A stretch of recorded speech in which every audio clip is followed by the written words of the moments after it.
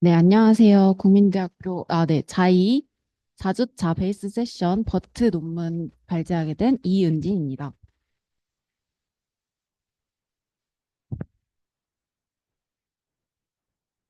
네, 저희 발제 논문 목차는 이렇게 그냥 논문 형식대로 진행될 거고요. 제일 먼저 인트로덕션에서 기존의 접근법을 설명하겠습니다. GPT 때 설명을 해주셨듯이 언어 모델에는 사전 훈련이 효과적이라는 것을 알아듣습니다. 이게 자연어 추론 및 의역에 해당하는 문장 수준이든 실체 인식 및 질문 답변에 해당하는 토큰 수준이든 사전 훈련을 할 때 아주 효과적이라는 사실을 발견했습니다. 그래서 이 사전 학습 후에 적용할 때 쓰는 그 다운스트림에서 사용되는 기존 전략들은 이렇게 피처 베이스드와 파인 튜닝 두 가지로 분류가 되는데요. 아까 발표하신 GPT는 파인 튜닝에 해당됩니다.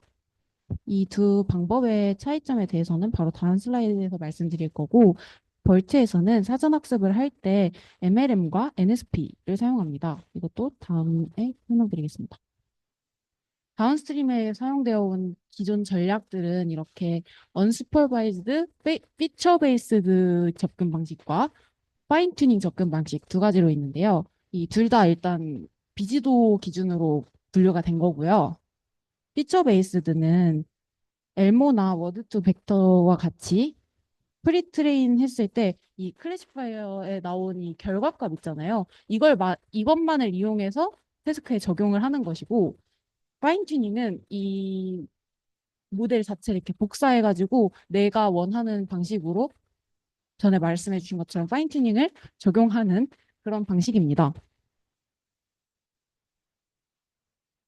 여기서 버트가 GPT와 엘모의 약간 장점이나 그런 좀 배울 만한 점을 따와서 만들어낸 모델이라는 생각이 들었었는데요. 우선 GPT와 버트는 파인 튜닝, 그리고 엘모는 피처 베이스드 방식을 씁니다. 이렇게 이 두 개와 GPT와의 그런 비슷한 점을 볼 수 있고, GPT는 생성형인 반면에 엘모와 버트는 텍스트를 이해하는 것에 초점이 가 있는 그런 모델입니다. 그리고 그래서 GPT는 이렇게 한쪽 방향으로 왼쪽에서 오른쪽으로 방향으로만 이해할 수 있는데 에모는 지난번에 발표를 하셨다시피 이쪽 방향으로 학습한 결과와 이쪽 방향으로 학습한 결과를 합쳐서 갑니다. 근데 버트도 양방향인데 이 두 개의 차이는 엘모는 이렇게 한쪽 방향과 이쪽 방향을 그냥 단순하게 콩캣하는 반면에 저기 버트는 이렇게 바로 한 번에 합쳐지는 그런 느낌입니다. 그리고 모델 구조는 GPT는 트랜스포머의 디코더를, 버트는 트랜스포머의 인코더를 따와서 그것을 기본으로 만들었습니다.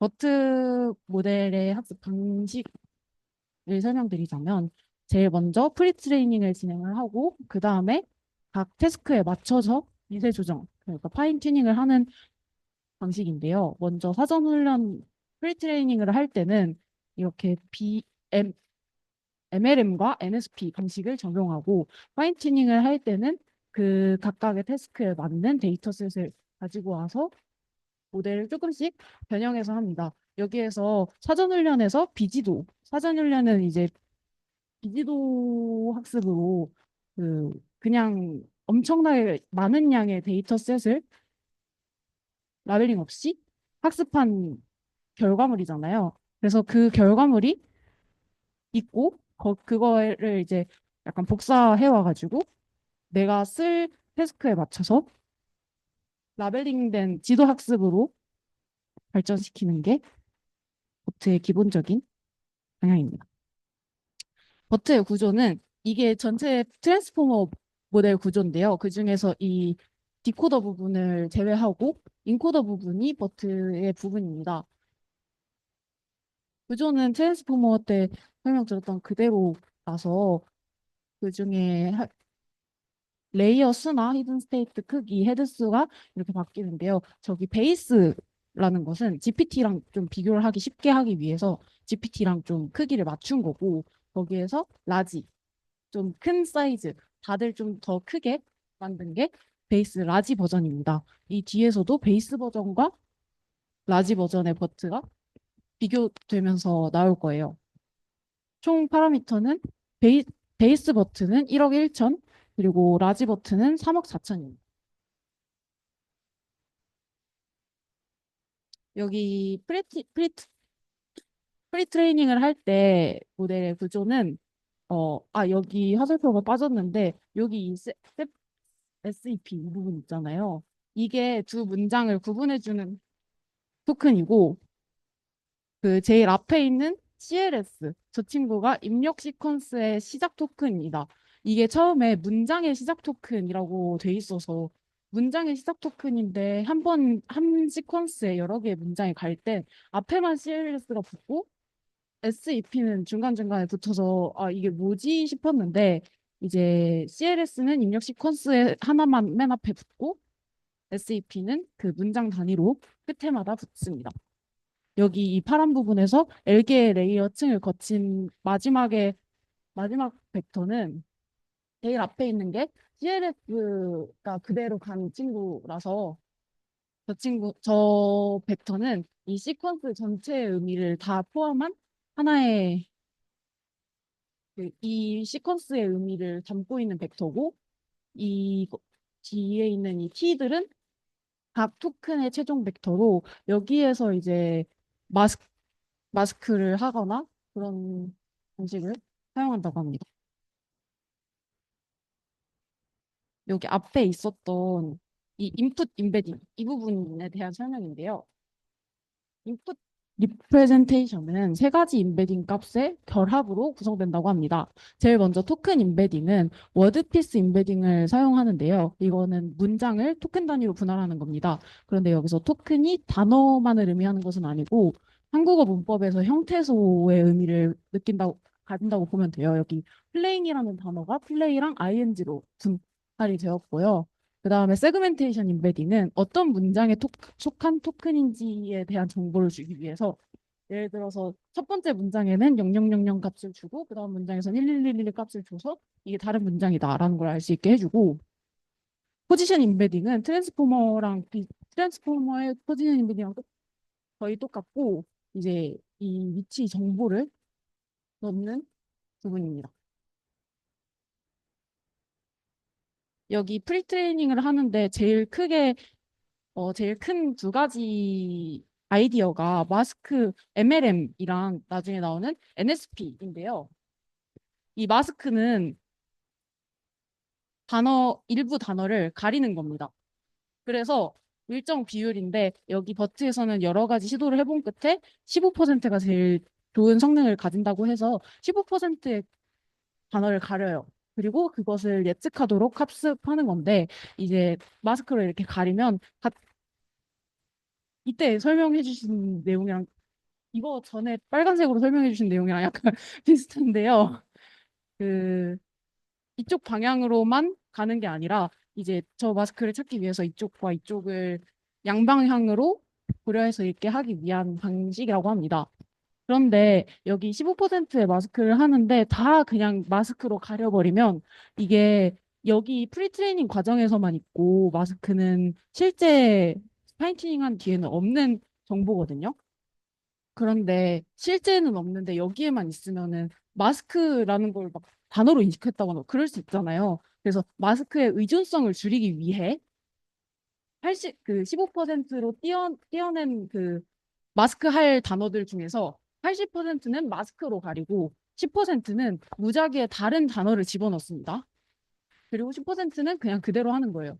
여기서 이렇게 처음에 나는 뭐뭇을 너무 좋아해. 그래서 휴대폰도 아이폰만 써. 라고 하면은 여기에 뭐 사과라는 단어를 예측할 수도 있고 그렇습니다. 그런데 다 이렇게 가리기만 하면은 마스크의 의존성이 너무 높아지니까 나는 KBO에서 삼성 구단을 제일 좋아해. 내 몸에는 파란피가 흐르거든. 이라는 문장이 있을 때 여기에서 삼성을 SSG가 아니, 사실 이거는 좀 비슷한 계열의 다른 단어로 덮은 거지만 이게 아니라 진짜 무슨 말도 안 되는 나는 뭐 저녁 구단을 제일 좋아해. 약간 이런 식으로 아예 다른 단어를 넣어서 다른 단어를 넣었을 때 그거를 찾아낼 수 있는다. 그리고 그대로인 것은 여기에 삼성 구단이라고 적어놨어도 이게 맞는지 아닌지도 맞춰볼 수 있게.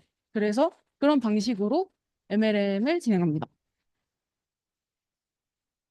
그 다음으로 NSP는 두 개의 문장을 쌍으로 이렇게 넣어서 이 두 문장이 이어지는지 확인하는 이진 분류 훈련입니다. 그러니까 문장과 문장 사이의 관계도 잘 파악을 해야 하니까 이렇게 놓는 건데요.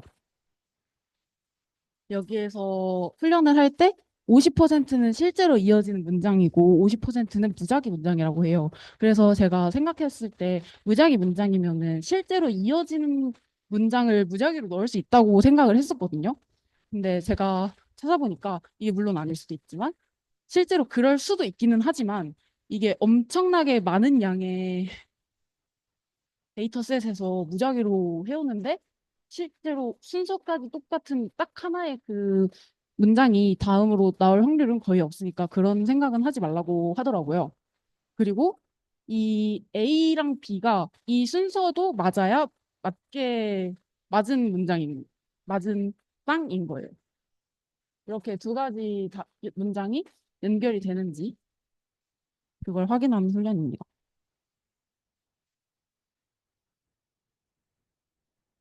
그리고 이제 프리트레이닝 사전 훈련된 버트 모델을 이제 가져와서 각 태스크에 맞춰진 좀 아웃풋 레이어도 좀 추가 구성해가지고 학습을 진행하는 과정이 바로 파인 튜닝인데요.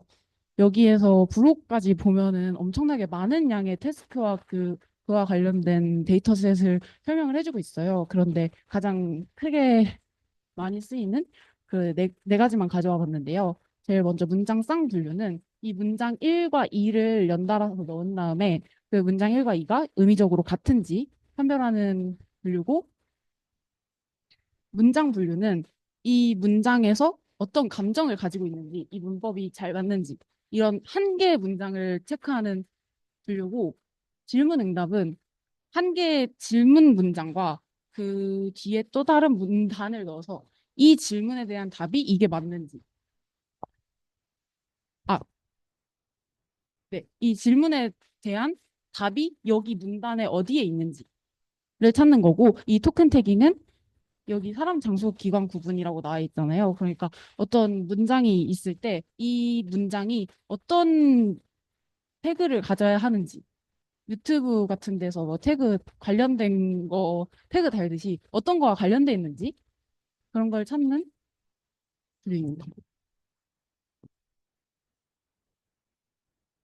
네, 이제 본격적으로 실험인데요. 11개 NLP 작업에 대해서 실험을 해봤고, 여기에 크게 글루와 SQUAD, 스웨그 이렇게 세 가지 벤치마크로 나뉩니다. 그래서 글루는 이 문장에 대해서 이해하고 그 아까 나왔던 MNLI처럼 그런 문장에 대해서 이해하고 분류하는 거에 대한 거고 태스크가 8개에서 9개 아주 다양하고요. SQUAD는 이거는 아까 그 문답이라고 돼 있어요. 네, 질문 응답 이거처럼 이렇게 이 질문에 대한 답을 찾는 그런 실험이고 이 1.1과 2.0의 차이는 1.1은 이거에 대한 답이 여기 있고 2.0은 이거에 대한 답이 여기 없을 수도 있다는 응답까지 해야 되는 거예요. 그리고 스웨그는 상식적인 문장 완성 능력이라고 하는데 문장 A를 주고 문장 B가 이렇게 네 개가 있어요. 그 문장 네 개가 있는데 그 중에서 다음에 어떤 문장이 와야 옳은지 그거를 상식적으로 추론하는 그런 것입니다.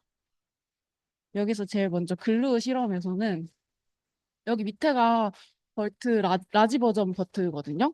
이게 진짜 다른 모든 것보다 가장 높았어요. 모든 분야에서.